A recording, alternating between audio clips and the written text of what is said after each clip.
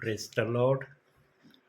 प्रभूच्या नावाला धन्यवाद देतो मी की देव बाप्पाने पुन्हा एकदा तुमच्या परिवाराची आठवण केली आणि देव बाप्पाने आठवण केल्याशिवाय हा दास कधीच कोणत्या ठिकाणी जात नाही.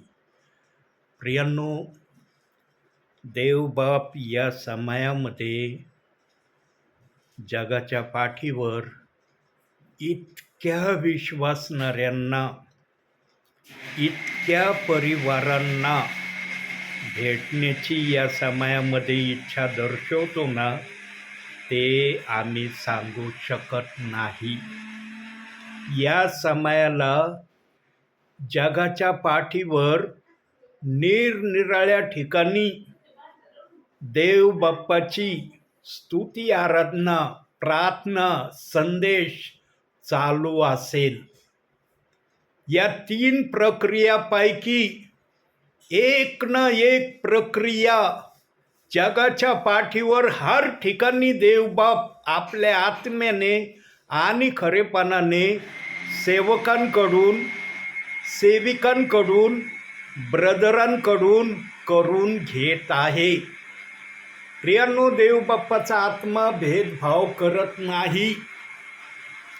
देव बाप्पाचा आत्मा फक्त असं म्हणत नाही, मला फक्त सेवकाच्या द्वारेच उंच व्हायचंय, मला सेवकाच्या द्वारेच फक्त माझ्या विश्वासणाऱ्यांशी बोलायचंय, मी सेवकाशिवाय इतरांशी बोलण्याची इच्छा करत नाही, असं देवाचा आत्मा कधीच आपल्या मनामध्ये आणत नाही. ज्यांना देव बाप्पाची सेवा आत्म्याने आणि खरेपणाने करण्याची इच्छा आहे, प्रियांनो, त्यांना देव बाप्पाचा आत्मा सहाय्य केल्याशिवाय राहत नाही. आणि तो देवाचा आत्मा आज जगाच्या पाठीवर निरनिराळ्या प्रकारे प्रत्येक घरामध्ये, प्रत्येक ओपन मीटिंगमध्ये, प्रत्येक वैयक्तिक प्रार्थनेमध्ये या समयाला देवाचा आत्मा हजर आहे. प्रियांनो, काय देवाच्या आत्म्याचं अस्तित्व आहे. जिथं देव बाप्पाचं नाव आहे तिथं तो न सांगता येतो. त्याला आमंत्रण नाही दिलं तरी तो येतो. पण काही जण देव बाप्पाच्या आत्म्याला आमंत्रण दिल्याशिवाय पण राहत नाही. म्हणून या भक्तीची सुरुवात आपण प्रार्थनेने करूया. देव बाप्पाला आपण आमंत्रित करूया. आज तो काय आपल्याशी बोलणार आहे, त्याला आज आपल्याला काय सांगायचं आहे ते जाणून घेण्या अगोदर आपण प्रार्थना करूया. बंधू, प्रार्थना करा.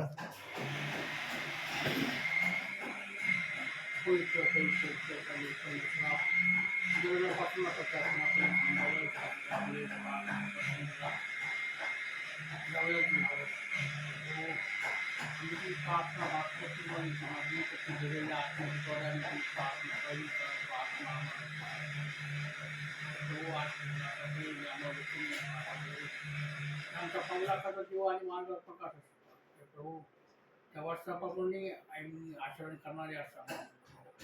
तर प्रभू आम्ही ऐकणारे असं नाही तर आचरण करणारे तो. तर प्रभू तू पुढचे सर्व आमचं स्वाधीन आमचं खूप आभार आहे. आतापर्यंत आमचा हा जीवनी प्रवास सतत केला, आभार कारण तू पुढचे सर्व स्वाधीन प्रार्थना करतोय.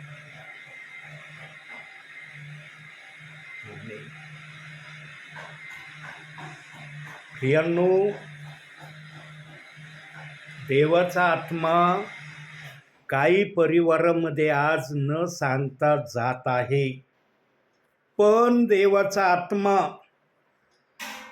आजच्या समयामध्ये या वेळेपर्यंत काही परिवारांची भेट घेण्याची त्याला इच्छा होत नाही. काही परिवार आहेत असे की त्यांची भेट घेणं देवबाप मान्य करत नाही. ज्या ठिकाणी देवाच्या वचनाचा आदर आहे त्याच ठिकाणी देवाचं अस्तित्व आहे. प्रियांनो, घरातले एक जरी विश्वासणाऱ्याने बायबल वाचून प्रार्थना केली ना, तो परिवार देव बाप्पाचा आदर करणारा आहे. पण जर वचन वाचून त्या प्रकारे आचरण नसेल तर मग काय आहे? ही प्रक्रिया व्हावी म्हणून देवाचे सेवक आजही आपल्यापर्यंत येत आहेत.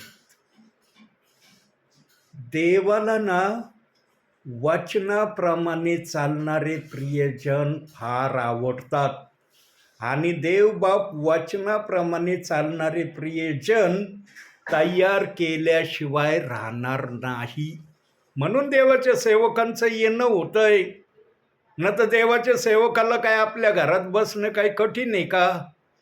त्याला आपल्या घरात बसायची इच्छा होत नाही का?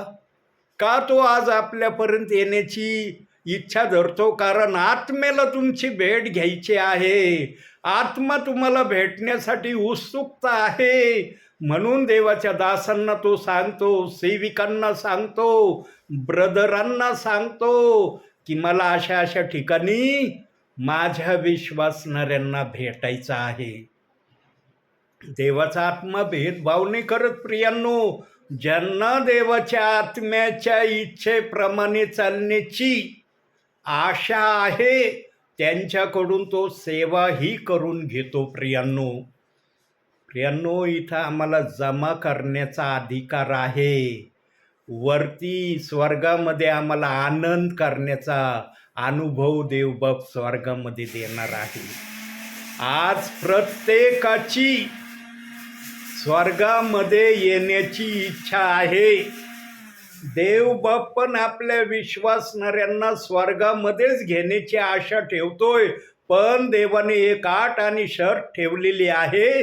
हे पवित्र शास्त्र आम्हाला दिलेलं आहे आणि या पवित्र शास्त्राला तुम्ही वाचा. या प्रकारे तुम्ही चालण्यासाठी स्वतःला तयार करत राहा प्रतिदिवशी, असं देवबाप आम्हाला वचनातून सांगत आहे. पण काही प्रियजन असे आहेत प्रियांनो की ते बायबललाच हात लावत नाही. जो बायबलला हात लावत नाही तो वचन कधी वाचणार?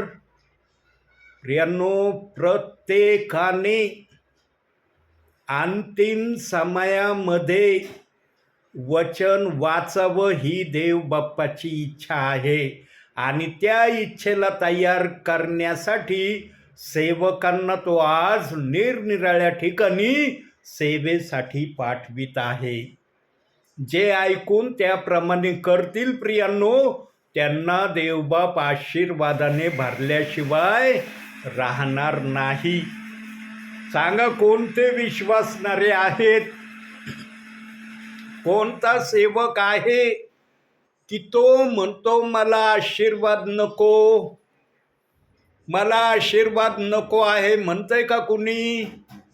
आज प्रत्येकाला आशीर्वाद हवा आहे आणि देवबाप पण आशीर्वाद देण्याच्या प्रक्रियेमध्येच आपल्याला घेऊन जाण्याची आशा ठेवतो. म्हणून आपण बायबलच्या एका वचनाकडे लक्ष देणार आहोत आणि त्या वचनाप्रमाणे आपण आपल्या जीवनामध्ये चालण्यासाठी स्वतःला तयार करतो का, याकडे आपण लक्ष देणार आहोत. काढूया आपण अनुवादाचं पुस्तक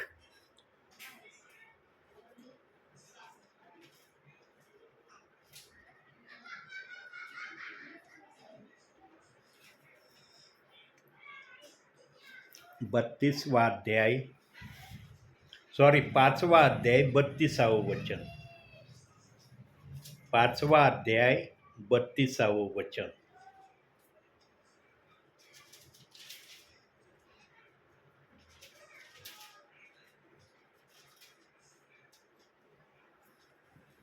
अनुवाद 5वा अध्याय 32वं वचन. शास्त्र तुम्ही आपला देव परमेश्वर याच्या आज्ञा मान्य करून पहा. उजवी डावीकडे वळू नका, ज्या मार्गाने चालण्याची तुमचा देव परमेश्वर त्याने तुम्हाला साधना दिली आहे, त्या सर्व मार्गाने तुम्ही चाला म्हणजे तुम्ही जिवंत राहाल, तुमचे कल्याण होईल आणि जो देश तुम्ही वचन करून घेणार आहात त्यात तुम्ही चिरकाल राहाल. प्रियांनो, देव बाप्पाने बायबलमध्ये आज्ञा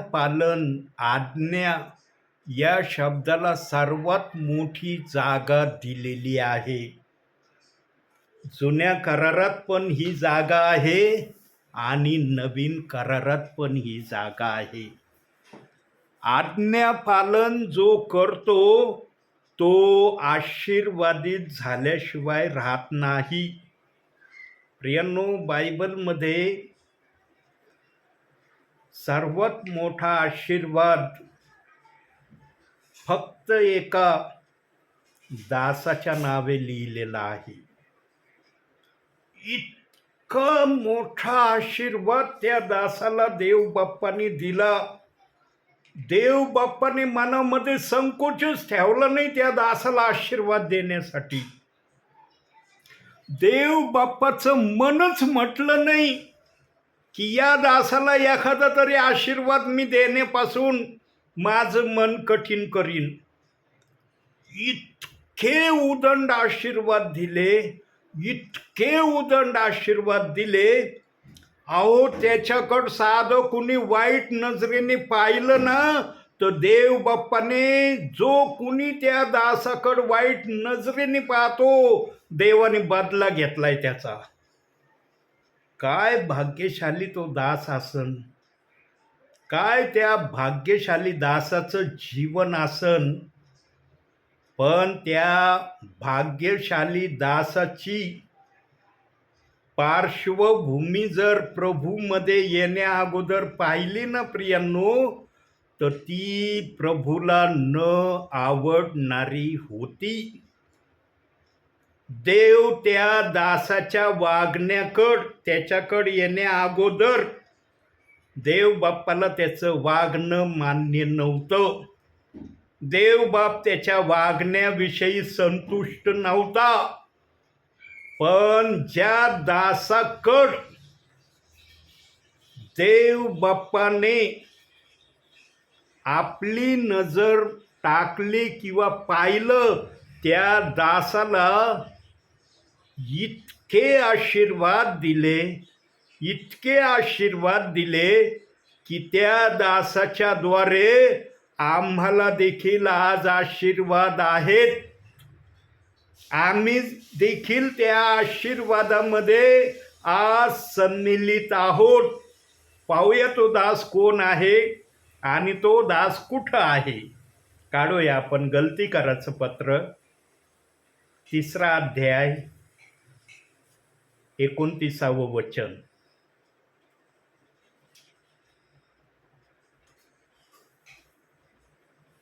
गलती करायचं पत्र 3 अध्याय 29 वचन. आणि तुम्ही जर ख्रिस्ताचे आहात तर अब्राहमाचे संतान आणि वचनद्वारा वारीस आहात. बघा, तुम्ही जर ख्रिस्ताचे आहात तर वचनाप्रमाणे अब्राहमाचे वारीस आहात. आज आम्हाला अब्राहमामधून आशीर्वाद देण्यापर्यंत देवाच्या आत्म्याने या दासाला आशीर्वाद देण्यापासून आपला हात आवरला नाही. काय उदंड आशीर्वाद आहेत प्रियांनो. आम्हाला देखील अब्राहमाचे वारीस किंवा अब्राहमाचे तुम्ही आहात या शब्दाने आम्हाला बहुगुणित देव बाप्पाने केलंय. पाहूया जरा अब्राहमाचा जर विषय निघलाय तर आणखी एक अब्राहमाविषयी आपण पाहूया. उत्पत्तीचं पुस्तक 15 अध्याय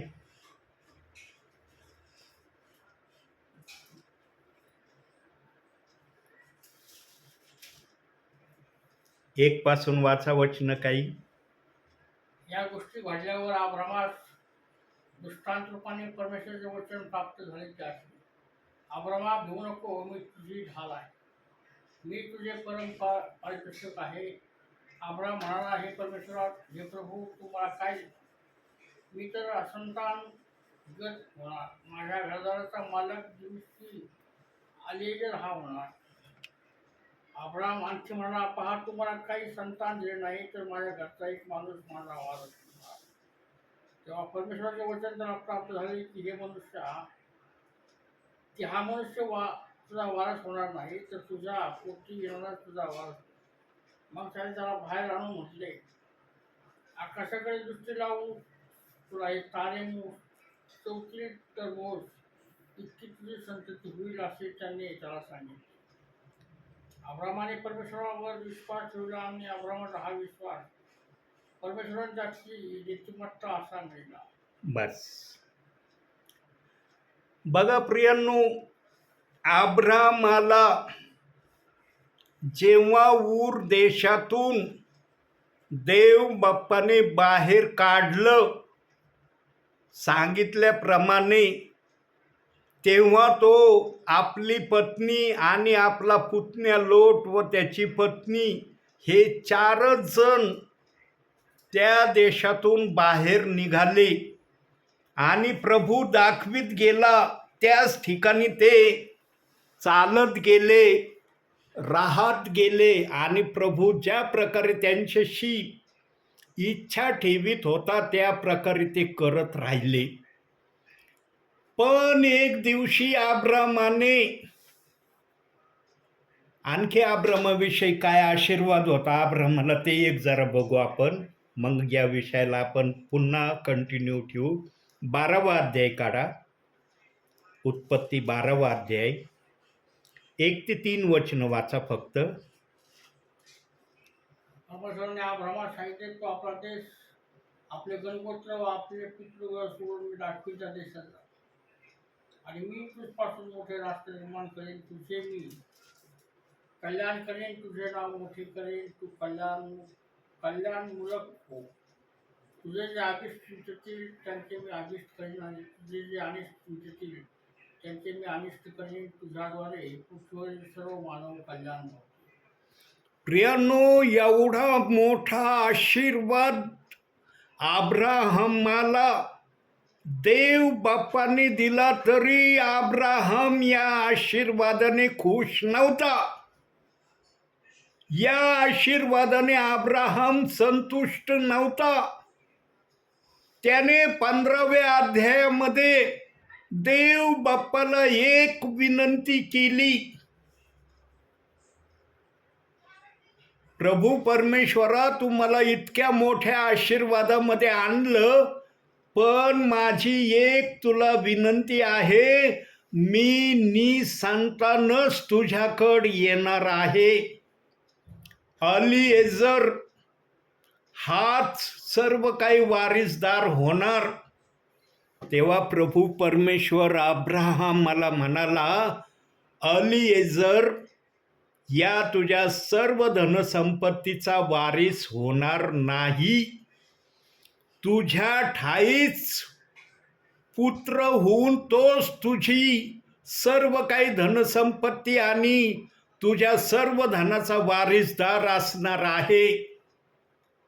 पण हा एक पुत्र जो तुला मी देणार आहे, या पुत्राच्या द्वारे आकाशातले तारे तुला जर मोजता येत असतील तर मोज, इतकी मी तुझी संख्या या पृथ्वीवर वाढवीन, इतकी बहुगुणित करीन, आशीर्वादित करीन. म्हणून आपण गलती करायचं पत्र 3रा अध्याय 29वे वचन वाचलं की आम्ही अब्रामाची संतान आणि वारिस आहोत.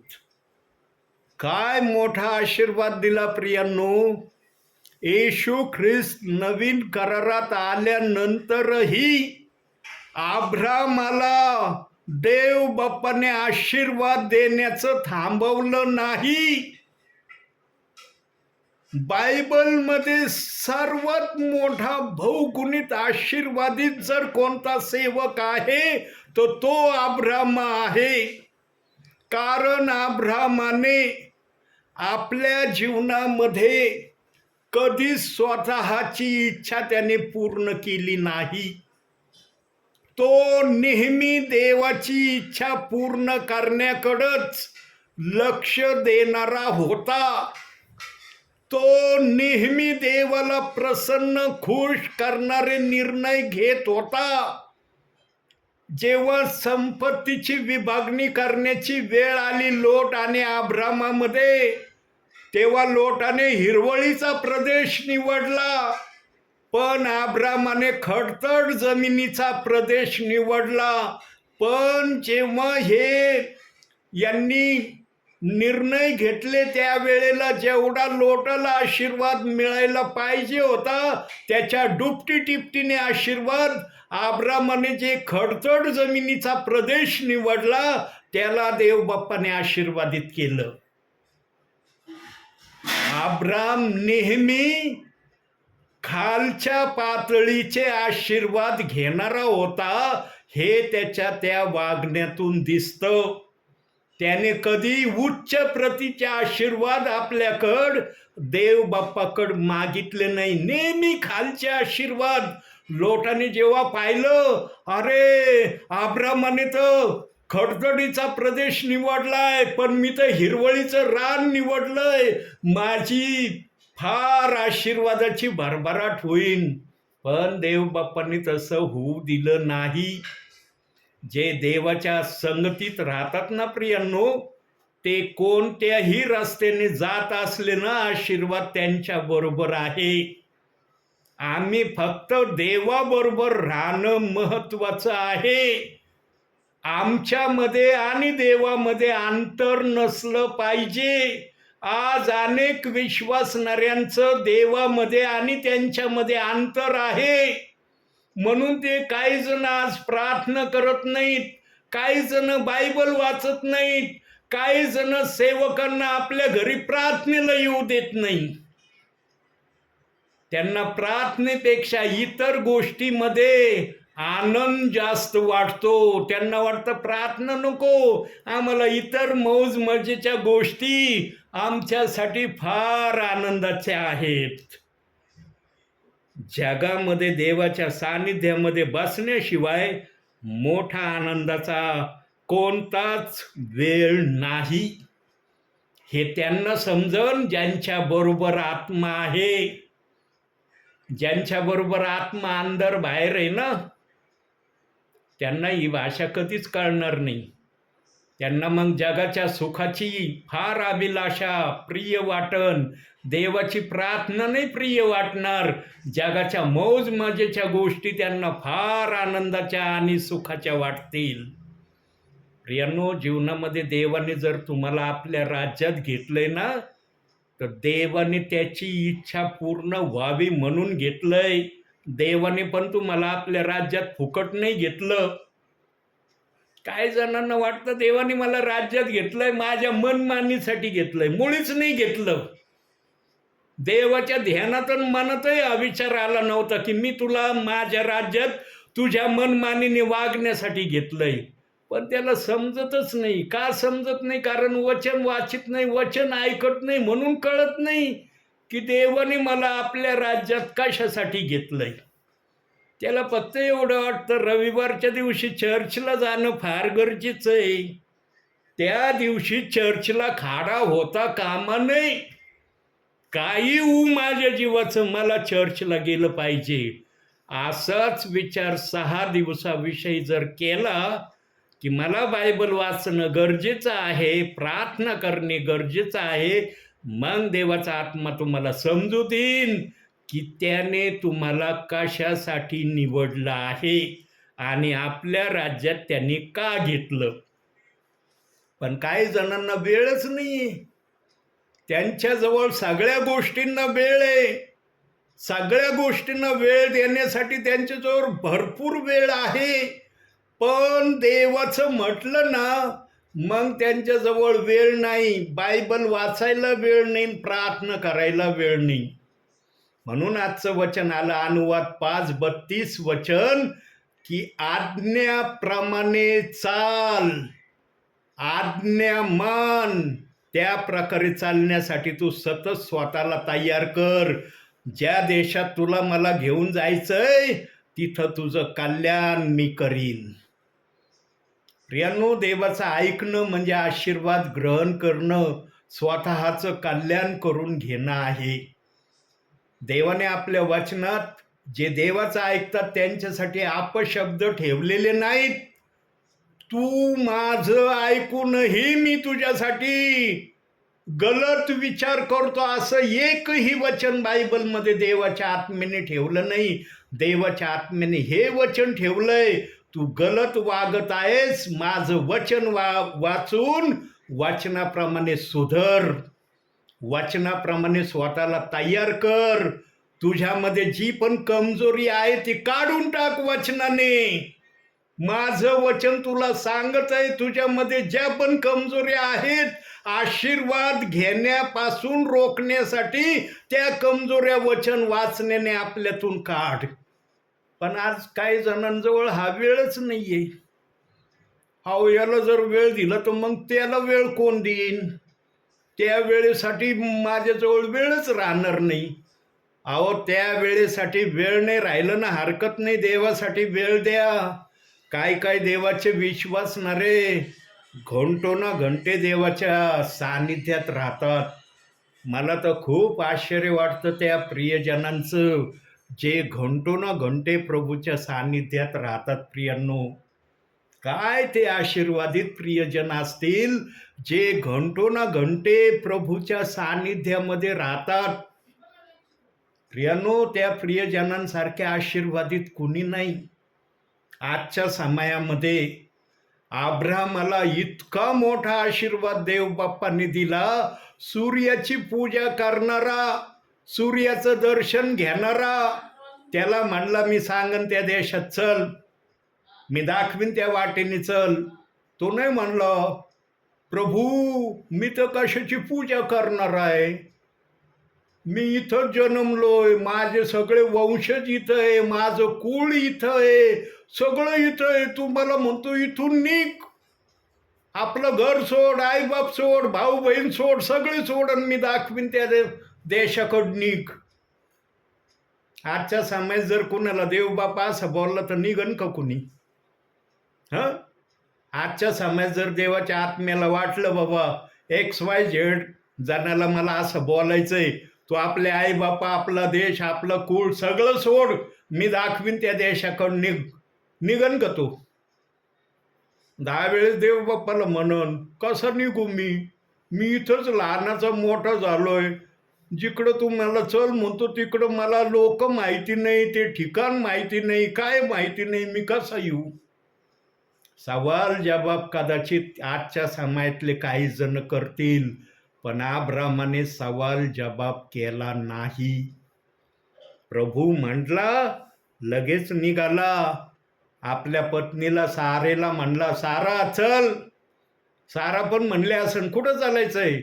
तो म्हणला असं, नुसतं माझ्याबरोबर चल, मला विचारू नको कुठं चालायचं आणि कुठं जायचंय, माझ्याबरोबर निघ.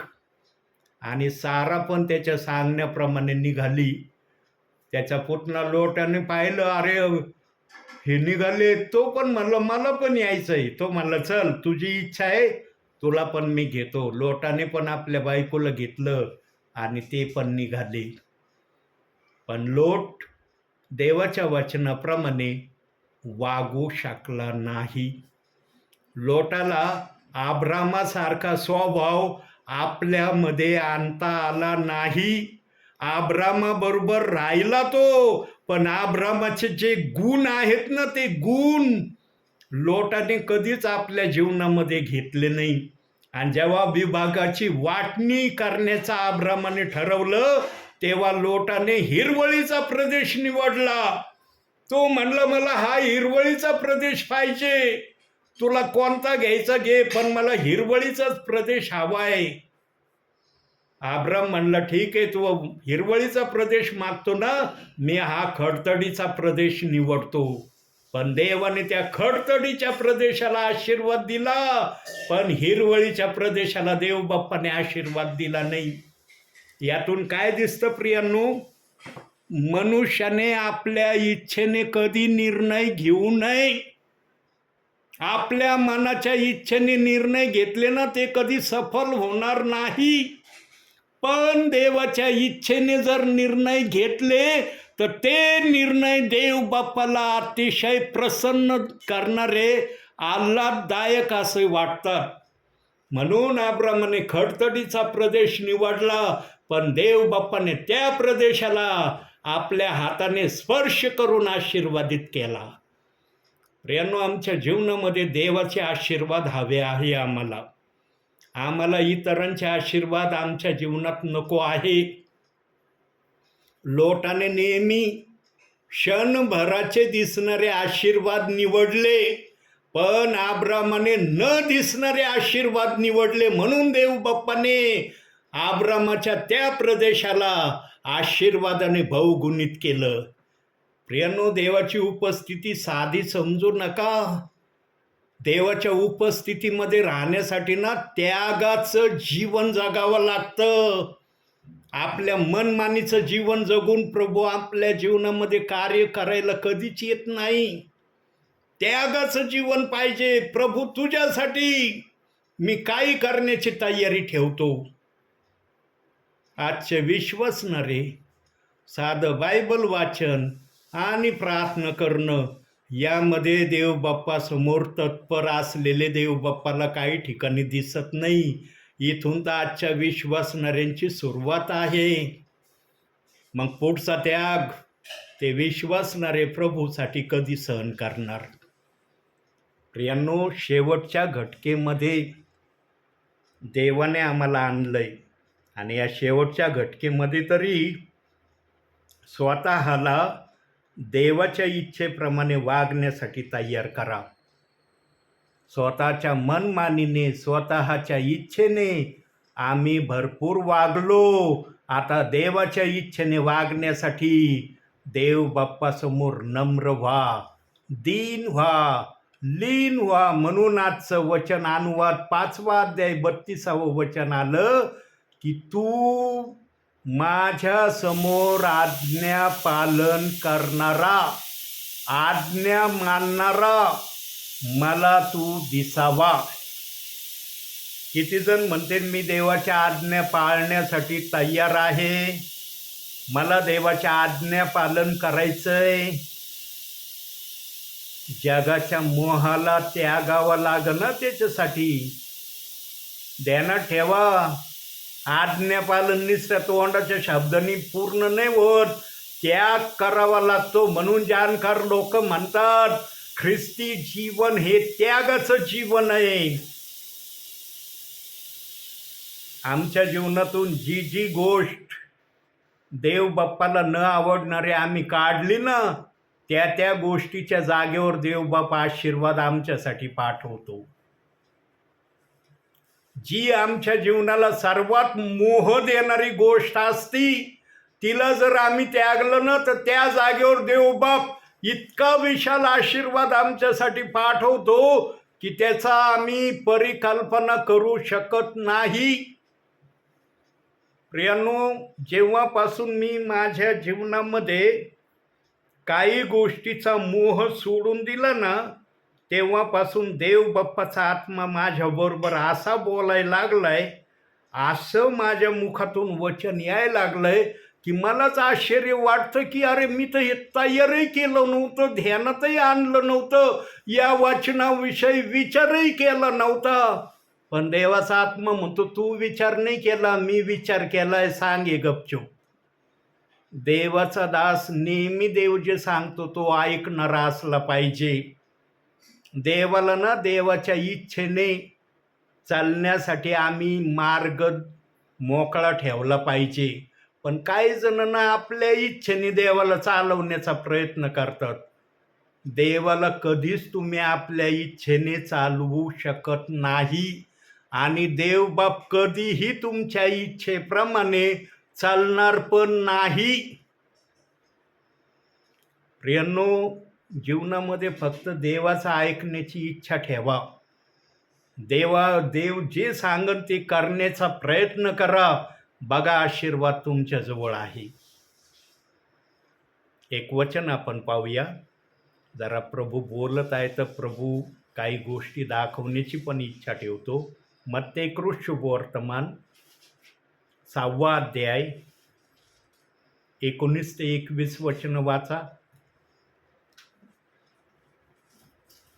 6वा अध्याय 19 ते 21. खरी खुरी संपत्ती पृथ्वीवर आपणाकरिता संपत्ती साठणार, त्याचे सर्व जंग खाऊन नाश घेतात आणि चोर घर पुरून चोरीत.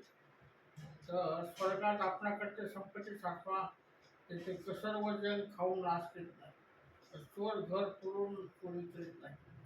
कारण त्याची तुमची संपत्ती जे आहे त्याचे तुमचे हृदय आहे. वाचले. प्रियांनो, आज किती जणांना वाचलेल्या वचनाप्रमाणे धनसंपत्ती साठवण्याची आशा लागली. किती जणांना म्हणता येतं की या धनसंपत्तीला साठवण्यासाठी मी कसोशीचे प्रयत्न करत आहे, माझ्या जीवाचं रान मी करत आहे या धनसंपत्तीला साठवण्यासाठी.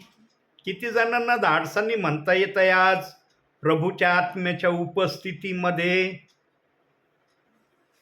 प्रभूचा आत्मा मन आणि अंतःकरण तोलून पाहणारा आहे. ज्यांना खरोखर प्रभूच्या गोष्टीची आशा आणि ओढ लागली ना, त्यांना तो कधी निराश करत नाही. म्हणून वचन आलं, तुम्ही आपली धनसंपत्ती पृथ्वीवर साठवू नका, तर स्वर्गात साठवा. काही जणांचं तर स्वर्गाचं बँक बॅलन्सच अजून चालू नाही. असे पण काही जण आहे की त्यांचं स्वर्गाचं अकाउंट त्यांनी ओपनच केलेलं नाही. इथं पृथ्वीवर असताना आम्हाला बँकेचं अकाउंट खोललं तर आम्हाला बँकेमध्ये जाण्याचा अधिकार आहे, बँकेमध्ये काही ठेवण्याचा अधिकार आहे. जर आमचं बँक अकाउंट नसलं तर आम्हाला काहीच करता येत नाही बँकेमध्ये जाऊन. तसं वरची एक बँक आहे, स्वर्गीय बँक आहे. त्या बँकेमध्ये आपलं पहिलं अकाउंट खोलावं लागतं आणि ते अकाउंट कशाने उघडलं जातं? आज्ञापालनाने ते अकाउंट उघडलं जातं. त्या अकाउंटाला उघडण्याची चावी आज्ञापालन आहे. मग वचन ऐकणं आहे, मग प्रार्थना करणं आहे. म्हणून आजचं वचन अनुवाद 5:32 आलं की तू आज्ञापालन कर, मग तुला मी आशीर्वाद देईन. ज्या देशात तू जाशील तिथं तुझं मी कल्याण करीन. प्रियांनो, आज्ञापालनाला येशू ख्रिस्ताने पण फार मोठं प्राधान्य दिलं. कसं दिलं बघूया आपण. योहान शुभवर्तमान 8वा अध्याय 11वं वचन बघा काय म्हणतो येशू ख्रिस्त. एका स्त्रीला काय म्हणतोय बघा. 8वा अध्याय 11वं वचन.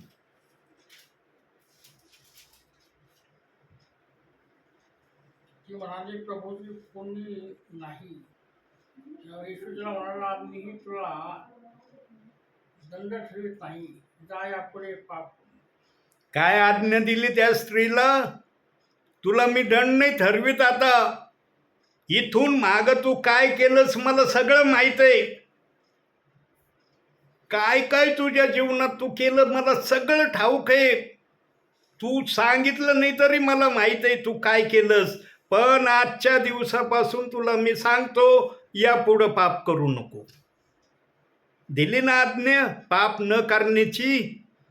येशू ख्रिस्ताने पण आपल्या सेवा कार्यामध्ये आज्ञापालन, आज्ञा याला सर्वात मोठी जागा दिलेली या बोलण्यावरून येशूच्या स्पष्ट होत आहे.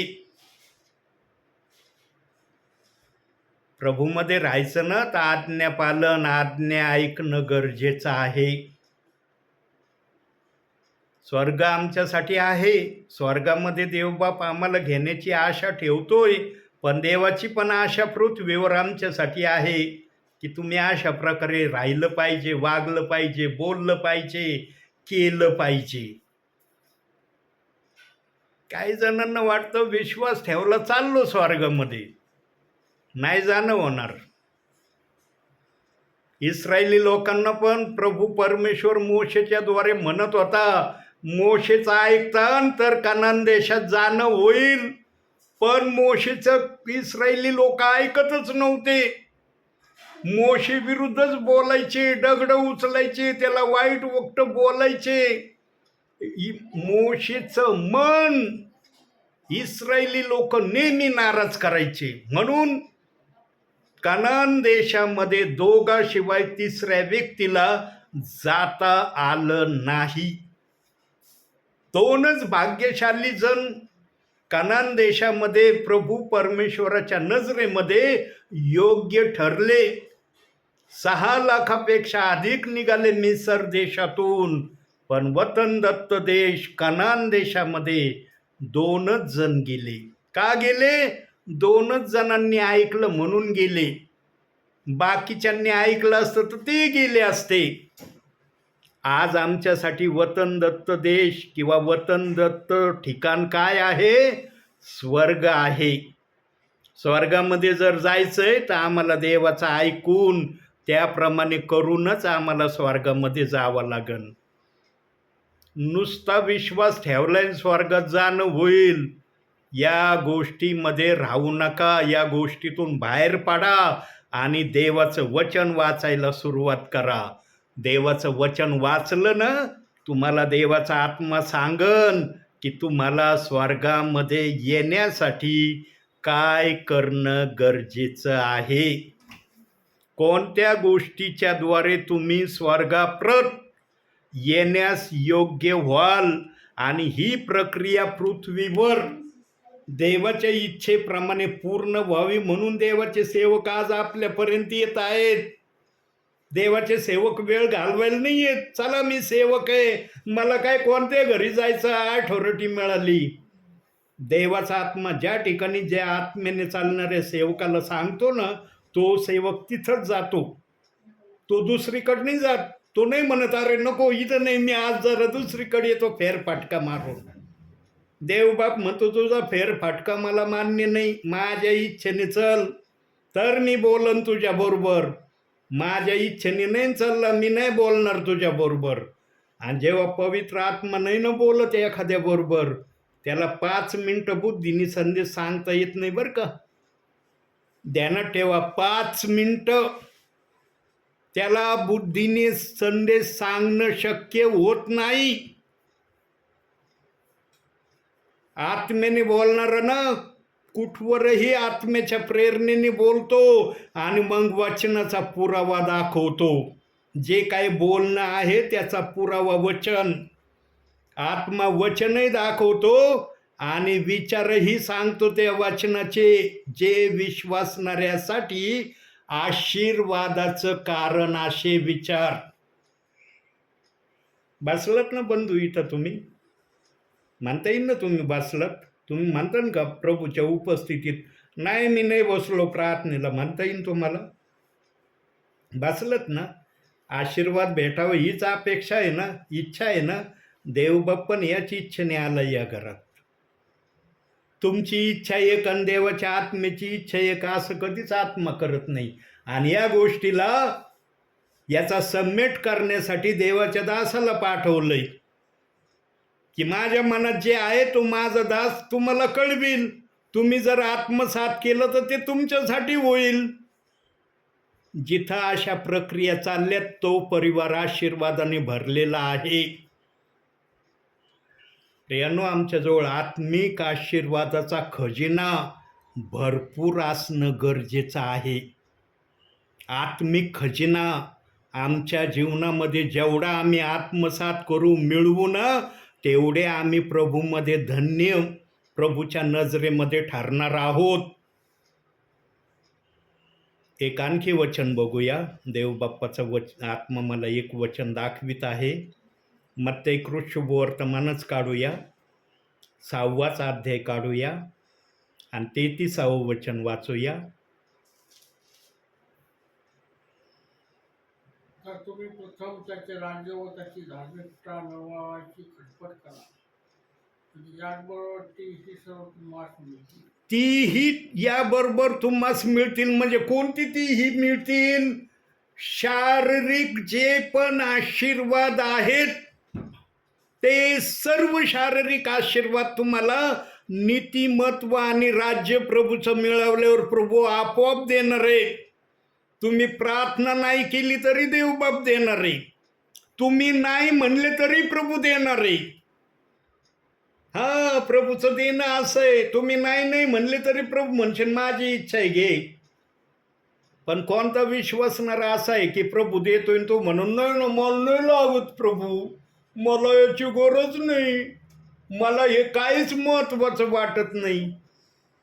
अहो, याच्यासाठी जास्त प्रार्थना विश्वासणारा करतो. आत्मिक आशीर्वादापेक्षा शारीरिक आशीर्वाद मिळावं म्हणून प्रार्थना करतो.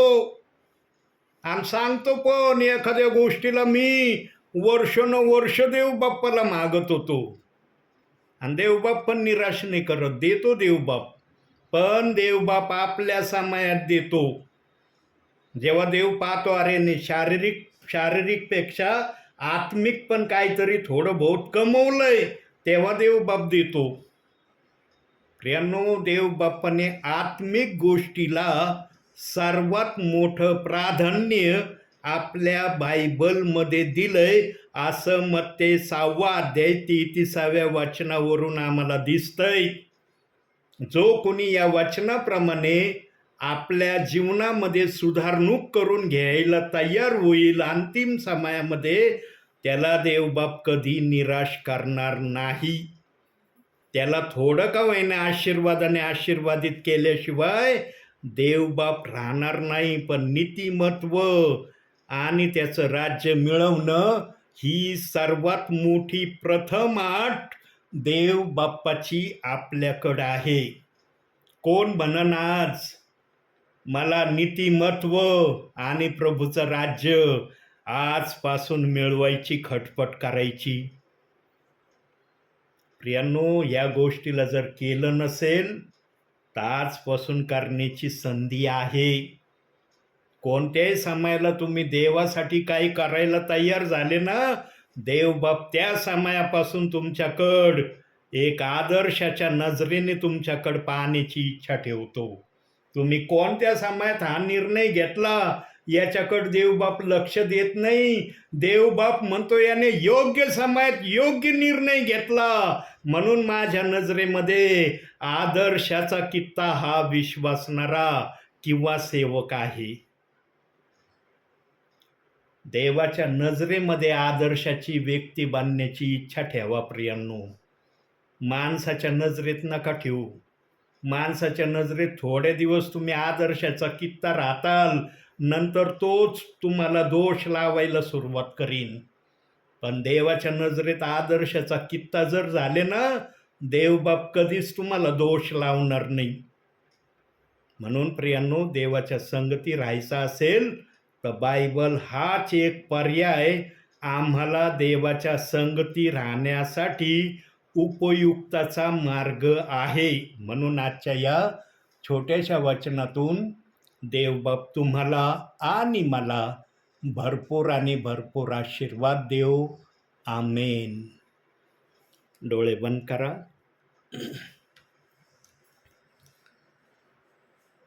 काही सेकंद आपण शांत राहूया प्रियांनो. मग आपण देवाच्या प्रार्थनेकडे जाणार आहोत.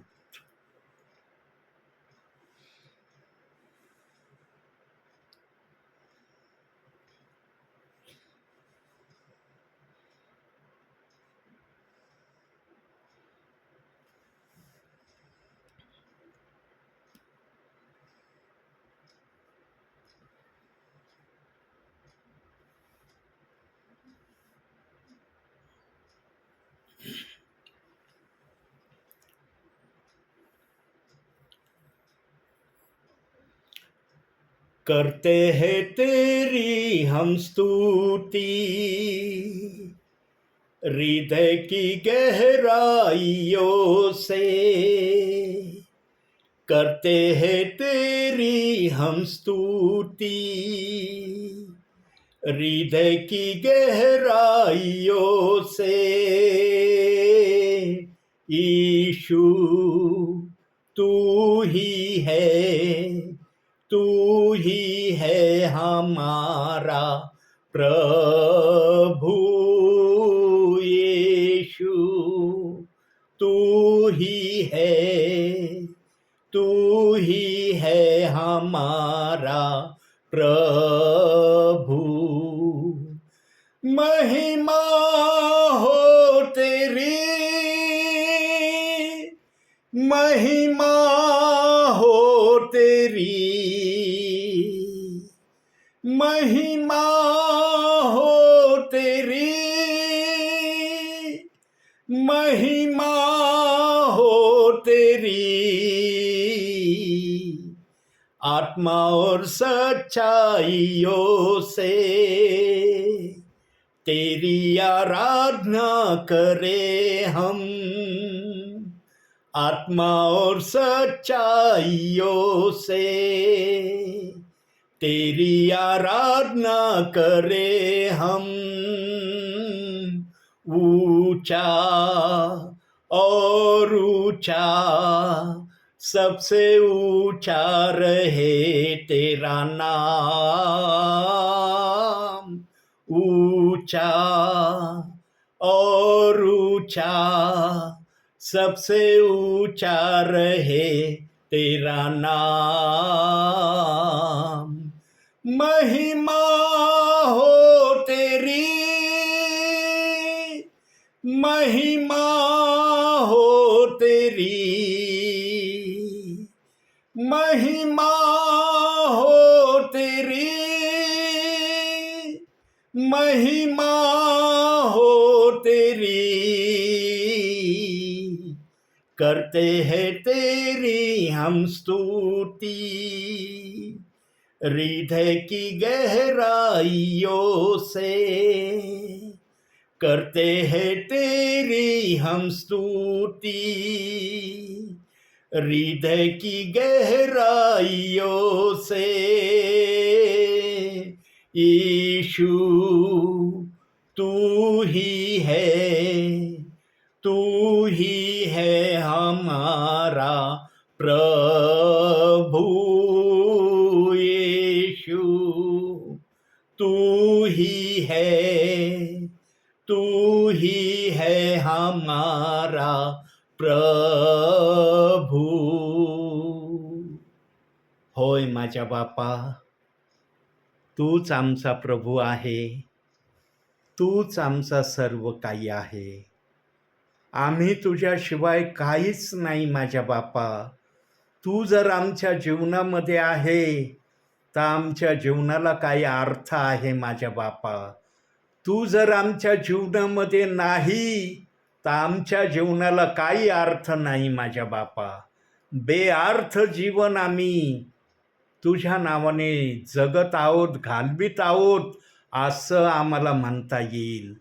पण तुझी उपस्थिती जर आमच्या हृदयात आहे तर सर्वात मोठा आशीर्वादाचा खजिना आमच्या हृदयामध्ये आहे असं आम्हाला म्हणता येईल. स्वर्गीच्या बापा, आज तू आरोडे परिवाराची भेट घेतलेली आहे.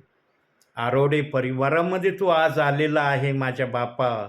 स्वर्ग सोडलं आणि या जागेत तू आला माझ्या बापा. तू या जागेत आला म्हणून तुझ्या दासाला पण या जागेत तुझ्या नावाने तू आणलं माझ्या बापा. आज जे वचन माझ्या बापा या परिवारासाठी तू पाठवलेलं आहे ते वचन या परिवारासाठी तू आशीर्वादित कर माझ्या बापा. जरी आज थोडे प्रियजनांनी हे वचन ऐकलंय, काही प्रियजनांना माझा आवाज ऐकण्याच्या माध्यमातून त्यांनी वचन आत्मसात केलंय माझ्या बापा, त्यांना पण तो आशीर्वादाने ओतप्रोत भर माझ्या बापा. स्वर्गीच्या देवा, खरोखर जे तुझं वचन ऐकतात, तुझ्याकडं लक्ष देतात, त्यांना तू आशीर्वादाविना कधीच ठेवत नाही माझ्या बापा. प्रभू, आजच्या तुझ्या सुंदरशा वचनासाठी आम्ही तुझे मनपूर्वक आभार आणि उपकार मानतो माझ्या बापा. धन्य हा परिवार आहे माझ्या बापा, की या परिवाराची आठवण तुला येत आहे. स्वर्गीच्या देवा, तुझा आत्मा या पृथ्वीवर ज्या ज्या प्रियजनांना या समयात भेटत आहे, त्यांना संदेशाच्या रूपाने आपला निरोप सांगत आहे. वरती स्वर्गामध्ये या परिवारांना, या विश्वासणाऱ्यांना जे आशीर्वाद तू ठेवले आहे, ते आशीर्वाद त्यांचे कुणी काढून घेणार नाही. ही वेळ अतिशय या प्रियजनांसाठी देव बाप्पा तो आशीर्वादाची करत आहे. धन्यवाद. स्वर्गीच्या प्रभू, माझी इच्छा आहे वचनाप्रमाणे आचरण करणारा हा परिवार तुझ्यासमोर सतत आणि सतत असावा, हीच या दासाची, या परिवारासाठी तुझ्याकडं मागणी आहे. बाकी सर्व काही देण्यास तू समर्थ देव आहे माझ्या बापा. तुला आम्ही सांगितलं नाही तरी तू द्यायला समर्थ आहे माझ्या बापा. प्रभू, प्रथम आम्ही तुला आपल्या जीवनामध्ये पूर्ण घेण्यासाठी या प्रियजनांना सहाय्यता कर, मदत कर माझ्या बापा. प्रभू, आज सेवकांच्याद्वारे तू बोलत आहे ना, यांना आशीर्वादित जीवन यांचं पुढील असावं. पुढील जीवनामध्ये कोणत्या अडचणीत अडखळणात हे जाऊ नये म्हणून तू आत्म्याने आज सेवकाच्याद्वारे बोलत आहे माझ्या बापा. आरोडे परिवारासाठी जे आशीर्वाद तू घेऊन आलास माझ्या बापा, ते आशीर्वाद त्यांना देऊन जा माझ्या बापा, ही मी तुला विनंती करतो. प्रभूची शांती या जागेत राहो. या घरातल्या तेला मिठा पिठाला आणि सर्व वस्तूंना तू आशीर्वाद दे माझ्या बापा. या घराच्या सभोवती तुझे दूत यांच्या रक्षणासाठी सदैव तू उभे कर माझ्या बापा. जेवढे प्रियजन या परिवारात आहेत माझ्या बापा, त्या सर्व प्रियजनांना ओतप्रोत आशीर्वादाने तू भर माझ्या बापा. होय माझ्या बापा, त्यांना आशीर्वाद तू देत आहे याचा अनुभव प्रत्येकांना येऊ दे माझ्या बापा, अशी मी तुला विनंती करतो. तुझं वचन सफल होणारं वचन आहे. तुझं वचन विफल होणारं नाही माझ्या बापा. या प्रियजनांना जे आशीर्वाद तू देणार आहे, ते आशीर्वाद तू देशील असा मी विश्वास ठेवतो. या सेवेसाठी या दासाचा तू उपयोग करतो माझ्या बापा, यासाठी मी तुझ्या मनपूर्वक आभार आणि उपकार मानतो. मान, सन्मान, गौरव सर्व माझ्या बापा मी तुला देतो. धन्यता अर्णणारा प्रभू येशू ख्रिस्त याच्या प्रिय आणि गोड नावानं मागतो, म्हणून तो ऐक माझ्या बापा. आमेन. हे आमच्या स्वर्गातील बापा, तुझे नाम पैठमाने राहो, तुझे राज्य जसे स्वर्गात तुझ्या इच्छेप्रमाणे. आमच्या रोजची वाकर जसे आम्ही आमचे गुन्हे माफ करू तर आम्हाला पैठापासून चालीचे राज्य सामोरे आमेन. प्रभु येशू रक्त की जय.